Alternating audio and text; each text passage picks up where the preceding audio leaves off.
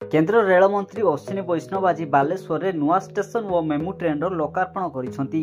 बालेश्वर जिला Gopinathpur rail station लोकार्पण करथिया बेले केंद्र रेल मंत्री नीलगिरी बालेश्वर मेमू ट्रेन शुभारंभ करिसेंती।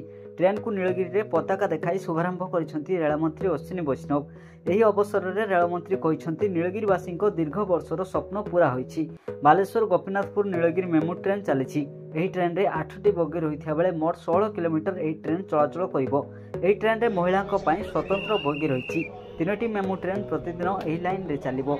या सह नीलगिरी बेतनटी रेल लाइन पई सर्वे आरंभ होईछि। सेहिपरि जलेश्वर चंदनेश्वर रेल लाइन पई डीपीआर आरंभ होईछि। से आहुरी कहिसेंती जे प्रधानमंत्री नरेंद्र मोदी को नेतृत्वाधीन केंद्र सरकार मागणा चाउल राज्य को देउछंती। जो माने एने आपण को भ्रम रे पकाउछंती सेमानकु मु चैलेंज करूछि। कोनोसी भ्रम रे रहिबे नाही।